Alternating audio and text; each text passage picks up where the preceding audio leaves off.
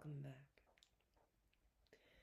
Harald Gormson had ascended to the throne of Denmark in the death of his father, King Gorm. Denmark was in a state of war, and Vikings lay off its shores in great numbers. Aki was familiar with both the sea and land there. Egil pressed him to find out about places where large amounts of booty could be taken. When they reached Orsund, Aki told him there's a large town called Lund on the shore where they could expect to find some booty, but would probably encounter resistance from the townspeople. The men were asked whether they should go ashore and raid there, and there is much disagreement. Some advocated mounting attack, but others argued against it. Then the question was put to the steersman. Thorolf favored going ashore. Then Egil was asked his opinion, and he spoke a verse.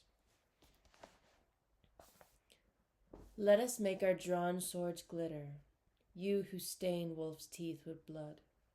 Now that the fish of the valleys thrive, let us perform brave deeds.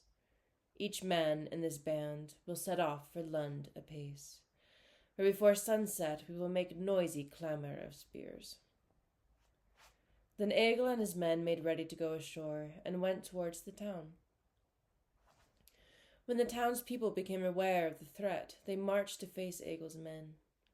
A wooden fortress surrounded the town, on which they posted men to defend it.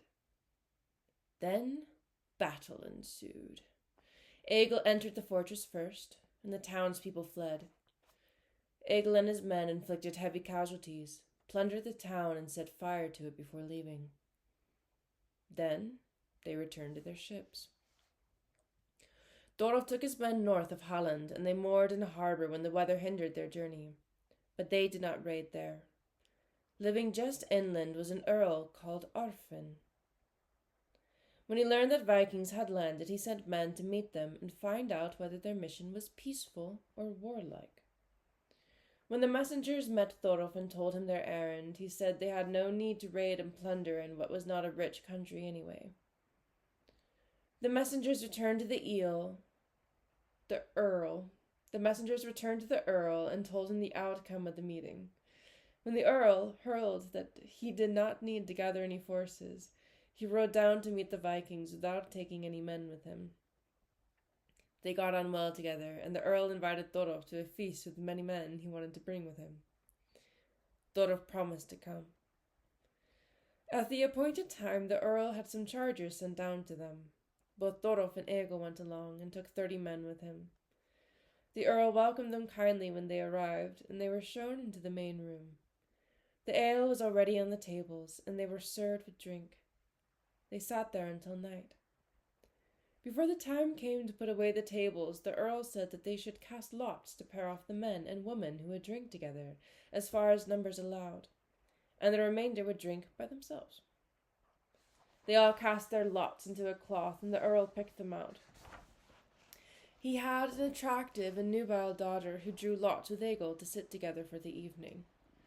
She walked around, keeping herself amused, but Egil got up and went to the place she had been sitting during the day. When people took their seats, the Earl's daughter went to her place.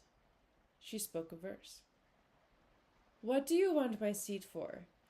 You have not often fed wolves with warm flesh. I'd rather stoke my own fire. This autumn you did not see ravens screeching over chopped bodies. You were not there when razor-sharp blades clashed. Egil took hold of her and sat her beside him and spoke a verse. I have wielded a blood-stained sword and howling spear. The bird of carrion followed me when the Vikings pressed forth. In fury we fought battles, fire swept through men's homes. We made bloody bodies slump dead by city gates. They drank together that night and got on well together. It was a fine feast, and there was another the next day. Then the Vikings went to their ships. They left in friendship and exchanged gifts with the Earl. Thorolf and Egil took their men to Brano Islands, where Vikings used to lie in wait in those days for the many trading ships that sailed through them. Aki and his sons went home to his farmlands. He was a wealthy man who owned many farms in Jutland. They left Thorolf and Egil on close terms, and each promised the other firm friendship. When autumn arrived, Thorolf and Egil sailed north to Norway and put in at Fjords, where they went to see Thorir the Hersir. He welcomed them warmly, and his son Arnbjorn even more so. Arnbjorn invited Egil to stay there for the winter, and he accepted gratefully. But Thorir considered this a rash invitation when he heard about it. "I do not know what King Eirik will think about it," he said, "because after Bard was killed, he said he did not want Egil in this country." "Father, you can easily use your influence with the king to stop him objecting to Egil staying here. You can invite Thorolf, your kinsman, by marriage to be here, and Egil and I will both stay in the same place for the winter." From what Arnbjorn said, Thorir could see he intended to have his own way. The two of them invited Thorolf to stay for the winter, and he accepted the offer. 12 men spent the winter there. There were 2 brothers, called Thorvald and the Overbearing, and Thorfinn the Strong, close relatives of Bjorn the landowner, and many who had been brought up with him. They were big, strong men, great fighters and assertive. They had gone with Bjorn on his Viking raids, and when he settled down, the brothers joined Thorolf and went raiding with him. They sat in the prow of his ship, and when Egil took over command of his own ship, Thorfinn manned the prow. The brothers went everywhere with Thorolf, and he favoured them above the rest of his crew. They joined his men that winter and sat next to Thorolf and Egil at table. Thorolf sat in the high seat, sharing drink with Thorir, while Egil's drinking partner was Arnbjorn. Guests left drink with Thorir. Guests left their seats and took to the floor every time a toast was drunk. In the autumn, Thorir the Hersir went to see King Eirik, who gave him a fine welcome. Thorir began by asking him not to take offence at the fact that Egil was staying with him for the winter. The king answered favourably, saying that Thorir could have whatever he wanted from him, although things would be different if someone else had taken Egil in. But when Gunhild heard what they were talking about, she said, "I think that once again you are allowing yourself to be too easily persuaded and are quick to forget being wronged. You'll go on favouring Skallagrim's sons until they kill a few more of your close kinsmen.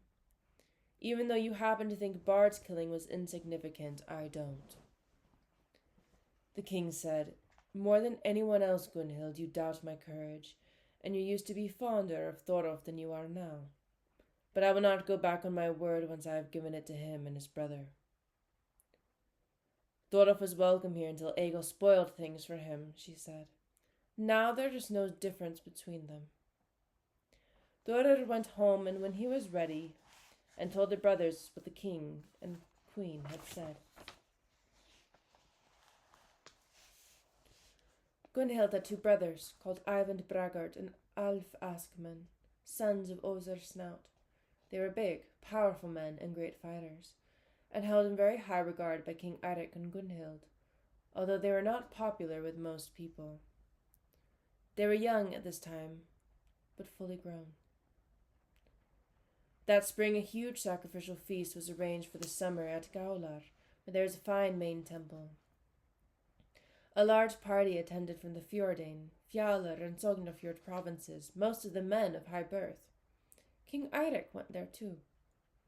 Gunhild said to her brothers, "I want you to take advantage of the crowd here and kill one of Skallagrim's sons, or preferably both." They said they would do so. Thorir the Hersir made ready for the journey. He called Arnbjorn to talk to him. "I am going to the sacrifice," he said, "and I don't want Egil to go. I know about Gunhild's conniving, Egil's impetuousness, and the king's severity, and we cannot keep an eye on all 3 at once. But Egil will not be dissuaded from going unless you stay behind too. Thorolf will be going with me and their other companions. Thorolf will make a sacrifice and seek good fortune for himself and his brother." Arnbjorn told Egil afterwards that he would be staying at home. "The 2 of us will stay here," he said. Egil agreed. Thorir and the others went to the sacrifice, and a sizable crowd gathered there drinking heavily. Thorolf followed Thorir everywhere he went, and they were never separated, neither by day nor by night. Ivan told Gunhild that he hadn't had a chance to get at Thorolf. She ordered him to kill one of his men instead, rather than all of them escaping. One night the king had gone to bed, and so had Thorir and Thorolf, but Thorfinn and Thorvald were still up. Ivan and Alf came and sat down with them and made merry, drinking from the same horn at first, then in pairs. Ivan and Thorvald drank together from one horn, and Alf and Thorfinn from the other. As the night wore on, they started cheating over the drinking, and a quarrel broke out that ended in abuse. Ivan leapt to his feet, drew his short sword, and stabbed Thorvald, delivering a wound that was more than enough to kill him. Then the king's men and Thorir both leapt to their feet, but none of them was armed because they were in a sacred temple, and people broke up the fighting among those who were the most furious. Nothing else of note happened that night. Because Ivan had committed murder in a sacred place, he was declared a defiler and had to go into outlawry at once. The king offered compensation for the man he had killed, but Thorolf and Thorfinn said they had never accepted compensation from anyone, refused the offer, and left. Then Thorir, Thorolf, and the rest went home.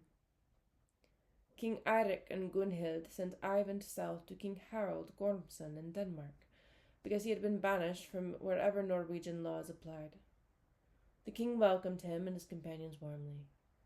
Ivan had taken a big longship to Denmark with him, and the king put him in charge of defending the land from Vikings. Ivan was a great warrior.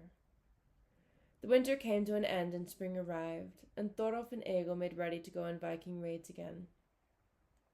When they had prepared themselves, they headed for the Baltic again, but on reaching Vik, they sailed south past Jutland to plunder there. Afterwards, they went to Frisia and stayed much of the summer there, then back to Denmark. One night, when they were moored at the border between Denmark and Frisia and were getting ready for bed, 2 men boarded Egil's ship and said they needed to talk to him. They were led in to see Egil. The men said that they were sent by Aki the Wealthy to tell him that Ivan Bragart is moored off the coast of Jutland and plans to ambush you when you come back from the south. He has gathered such a large force that you won't stand a chance if you confront all of it at once. Ivan himself is in command of 2 light ships and is not far away. When he heard this news, Egil ordered his men to lift the awnings and not make any noise. They did so. At dawn they came upon Ivan and his men where they had anchored. They attacked them with a volley of rocks and spears. Many of Ivan's men were killed, but Ivan himself jumped overboard and swam to land, along with some others who also escaped. Egil and his men seized their ships, clothes, and weapons, then returned to Thorolf. He asked Egil where he had been, and where he had got the ships they were sailing. Egil told him they had taken them from Ivan to Bragart. Then Egil spoke a verse. A mighty fierce attack we made off Jutland's shores. He fought well, the Viking who guarded the Danish realm, until swift Ivan Bragart and his men all bolted from their horse of the waves and swam off the eastern sand. Thorolf said, I think what you have done will make it inadvisable for us to go to Norway this autumn. Egil said it was well for them to look for another place. Until next time, my friends. Mwah.